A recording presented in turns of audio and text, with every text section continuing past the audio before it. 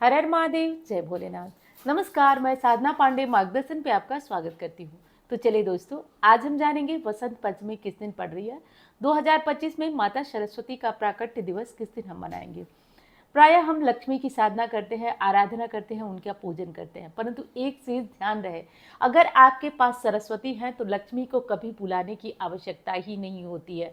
लक्ष्मी को वो लोग बुलाते हैं जिनके पास सरस्वती नहीं होती है। तो प्रायः हम लोग हर वीडियो में लक्ष्मी प्राप्ति का उपाय जानते हैं, करते हैं, और मैं भी बताती आई हूँ, लेकिन ये वीडियो ऐसी है जिससे आपको लक्ष्मी को बुलाना नहीं पड़ेगा। ये दिवाली से भी बड़ा अवसर है।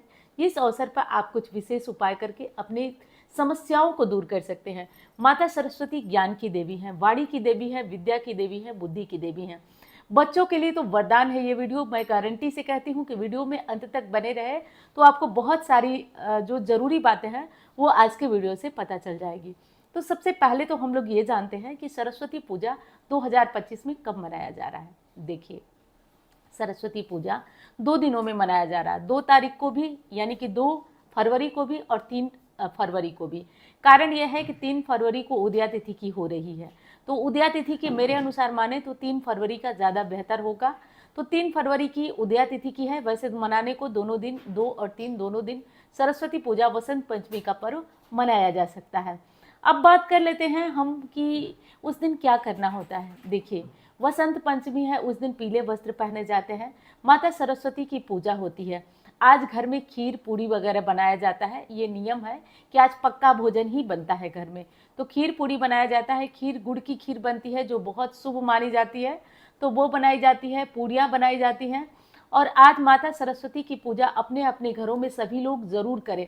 अब देखिए, सभी लोग का मतलब हम लोगों को लगता है कि हमें तो अब सरस्वती की आवश्यकता नहीं है, केवल सरस्वती की आवश्यकता बच्चों को होती है, जो बच्चे पढ़ाई करने वाले हैं। लेकिन एक चीज़ बता दूं कि हर स्थिति में माँ सरस्वती की, हर उम्र पे माँ सरस्वती की आवश्यकता होती है। आप जिस किसी उम्र हो, आप जिस किसी काम में हो, हर काम में आपको माता सरस्वती की आवश्यकता होती ही होती है। तो अब आपको बता दूं कि माता सरस्वती की जो पूजा करेंगे उसमें आप क्या करेंगे। देखिए, उसमें आप माता सरस्वती की पूजा में आप पीले चावल आज बनाएंगे। पीली, जो कि गुड़ की खीर मैंने बताया, वो बनता है। कुछ लोग केसर वाले चावल बनाते हैं, अपनी अपनी श्रद्धा अनुसार। कुछ लोग पीले लड्डू बनाते हैं। तो अपनी श्रद्धा अनुसार अपने घर में बनाएं। सरस्वती पूजा करें। सरस्वती पूजा सुबह के टाइम में होती है। मुहूर्त में आपको अभी टाइम है, आने वाली वीडियोज़ में बता दूंगी मुहूर्त भी। तो सरस्वती पूजा में ये चीज़ें चढ़ती हैं। माता सरस्वती को पीले रंग का फूल चढ़ता है। एक चीज़ और बता दूं कि माता सरस्वती की जब आप पूजा करेंगे तो सरस्वती चालीसा के साथ साथ आपको ऐम मंत्र का जप करना है। ऐम मंत्र, ऐम, एड़ी वाला ए रहेगा, ए की मात्रा रहेगी उस पर, और इस मंत्र का ज़्यादा से ज़्यादा जप करेंगे। और ज़्यादा से ज़्यादा जप करने से आपको आने वाली समस्याओं से मुक्ति मिल जाएगी। माता सरस्वती का ज्ञान की देवी है, भंडार है। और जब किसी का जन्मदिन होता है, आप उस दिन उसे फ़ोन करते हैं तो बहुत अच्छा लगता है। उसका बहुत खास दिन होता है। तो आज खास दिन है, अपने अपने घर में माता सरस्वती की पूजा करिए, अधिक से अधिक ऐम मंत्र का जप करिए। अब बच्चों के लिए एक विशेष उपाय बता देती हूँ। आज केसर घोल लीजिए। केसर घोल करके माता सरस्वती को आज चढ़ाइए, क्योंकि आज अबूझ मुहूर्त भी है। और इसी केसर से आप अपनी अनामिका उंगली से बच्चों, छोटे बच्चों की जिह्वा पर भी ऐम लिख सकते हैं। सो छोटे बच्चों की जिह्वा पे ऐम लिखने से उनके जिह्वा पे सरस्वती आती हैं। बड़े लोग भी लिख लें, लेकिन ध्यान रहे कि जिह्वा पे लिखने के बाद कभी भी अपशब्द का प्रयोग नहीं किया जाता है। तो इस विशेष बात का ध्यान रखिए। जीभ को बाहर निकालिए, अनामिका उंगली केसर में डुबाइए। पहले वो तिलक किया हुआ होना चाहिए सरस्वती माता का, और उससे ऐम लिखिए। ऐसा करने से आपकी वाणी सुधरेगी, आप अपने कार्य में बहुत प्रखर होंगे। तो ये ज़रूर करना है आप सभी को। और जैसे जैसे पास आएगी सरस्वती पूजा तो मैं और वीडियो बनाती रहूँगी। दोस्तों, एक और ज़रूरी सूचना देना है आप लोगों को। जैसे कि मैं आप लोगों को शुरू से ही बता देती हूँ कि कई हमारे बच्चे, जब मैं कुंडली देखती थी तो बहुत कमज़ोर थे। लोगों ने कहा कि इसका कुछ उपाय करिए, कुछ बताइए। तो जैसा कि मैं भी ट्राई करती रहती हूँ, गुरुदेव का दिया हुआ आशीर्वाद है, तो मैंने ट्राई किया, कई लोगों को खुद से बनाया और बना करके, और गुप्त नवरात्रि में लोगों को दिव्य सरस्वती कवच दिया। चूँकि बसंत पंचमी नहीं थी, लेकिन लोग परेशान थे, तो दिव्य सरस्वती कवच बना करके दिया। और भगवान की कृपा से वो इतना तेज असर किया, इतना चमत्कारी असर किया, फिर मेरा कॉन्फिडेंस बढ़ता गया। फिर मैं बनाने लगी और लोगों को, काफ़ी लोगों को दे चुकी हूँ मैं, और उनके रिस्पांस बहुत अच्छे आए। कई लोग, मतलब 3 बच्चे तो ऐसे थे जो बोलते नहीं थे और बोलना शुरू कर दी, उनकी वाणी मतलब हकला कर आती थी, स्पष्ट हो गई, तो विश्वास बढ़ता गया। तो मैंने सोचा है कि इस बार आप लोगों के लिए वसंत पंचमी सरस्वती पूजा पर वही दिव्य सरस्वती कवच जो है उसका निर्माण कराऊं। और चूंकि मैं तो कर नहीं सकती हूँ, क्योंकि वो एक होता तो मैं करती, आप लोग, मुझे पता है कि ज़्यादा लोगों को वो चाहिए होगा, तो इसलिए मैं सोची हूँ कि पंडित जी लोगों के द्वारा ही उसका निर्माण कराऊं। और ये इतना ज़्यादा पावरफुल है कि अगर इसको घर में, अगर गृहिणी है, कोई बात नहीं सुन रहा है आपकी, तो भी आप इसे पहन सकते हैं।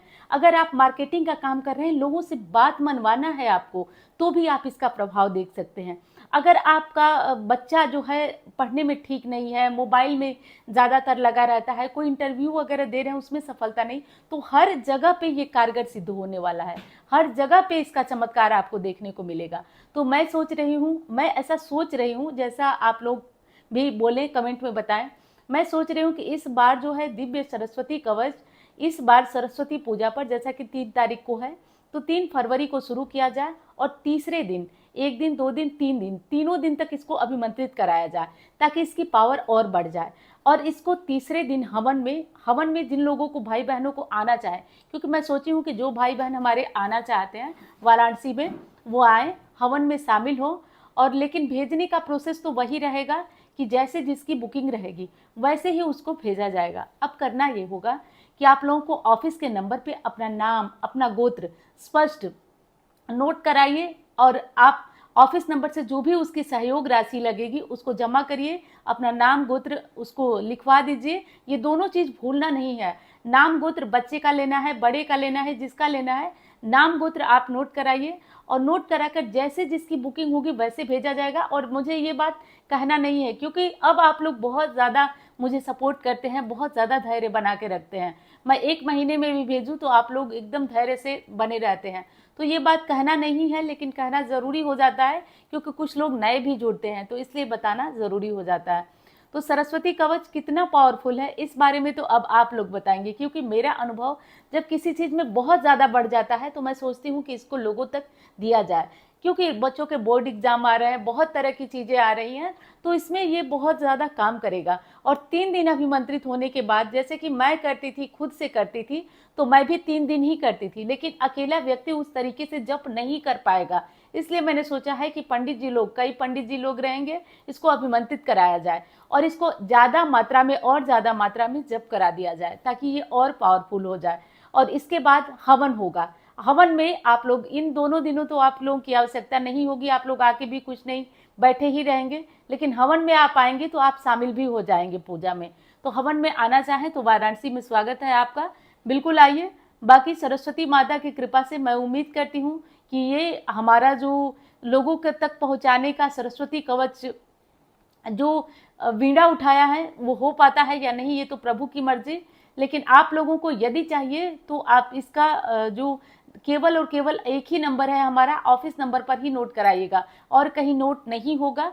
तो चलिए, अब यही ज़रूरी जानकारी देना है। मिलती हूँ अब अन्य वीडियो में। धन्यवाद। हरे